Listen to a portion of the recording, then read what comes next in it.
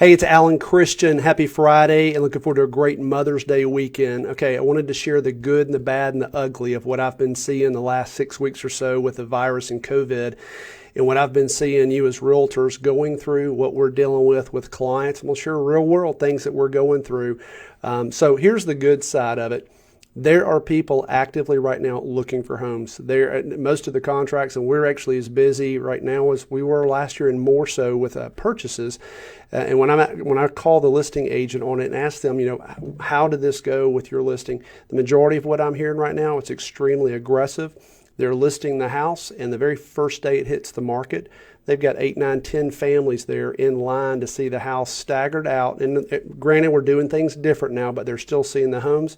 And they're having 3, 4 full price offers like the first day. And granted, it's in a certain price range, but I am seeing fast activity right now. So I just want you to know there's a lot of things going on if you're actually out working, doing things right now. So let me tell you some things that are happening on the lending side, because it's not been great. Things are adjusting on a daily basis. Loan guidelines are changing. People that were approved a week ago are not approved now. Very important to know about. Lots of folks say, hey, if you got furloughed, what do they do if they're under contract and they get furloughed? What if they lose their job and they go back to their job? Are they redlining industries? If somebody works in the restaurant industry, can they still get a loan? Let me explain that to you, because I did look back over, it was probably 20, 25 people we've helped in the last 6 or 7 weeks about that I looked back and said, if I did their loan today, right now, they wouldn't be able to buy the house or refinance because things changed. They got furloughed. They were business owners. They had to let some of their staff go. Business changed. Had a dentist I was working with. He had to let his staff go. He couldn't close. So there's some changes. But let me just, not any specific order, but I wanted to go through this with you guys. So first off, home equity lines of credit, bridge loans, I had access to do those. The home equity lines that were purchases, those went away. So folks that were planning to do a first and second on a purchase, those are gone now. Had some folks that couldn't do that. We're having to change the way where that money's coming from. Bridge loans went away. I used to do those. Now, if you got furloughed, if somebody this is crazy. I'm in the banking industry and this makes me mad. So if you get furloughed, you get sent home for a certain time frame, and then you come back to work. When you come back to work, we have to have 30 days of you back at your job to have 2 full paychecks. Then we can go in and close. So in reality, what if I start back to work out at my job on June 1st? When could we close? Theoretically, probably July 15th. So just know that's going to change. And here's a crazy one. If you change jobs, you lose your job and you take a new one. This is the crazy thing. Take a new job, we can go off of a letter of intent or of employment from the new employer, long as you close within 60 days of your start date. So you may start in August, but we could close in June. So you lose your job, or you get furloughed, you got to wait 6 weeks.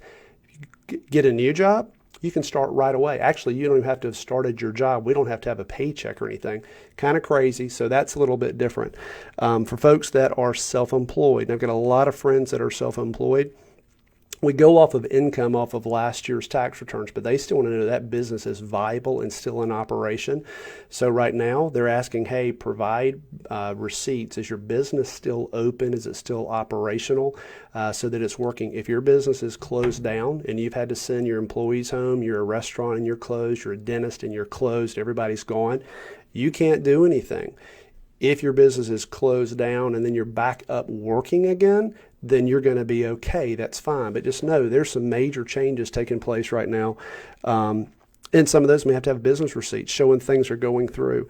So redlining industries, that doesn't take place. If you work at a restaurant, it doesn't really matter what it is. You've just got to be able to verify you're still working. Zoom closings, virtual closings.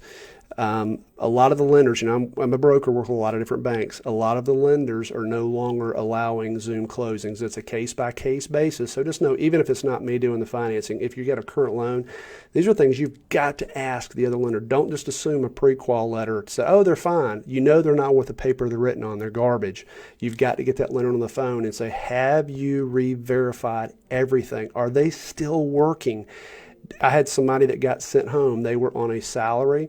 They sent them home and put them on 20% pay. They can't close right now because of that.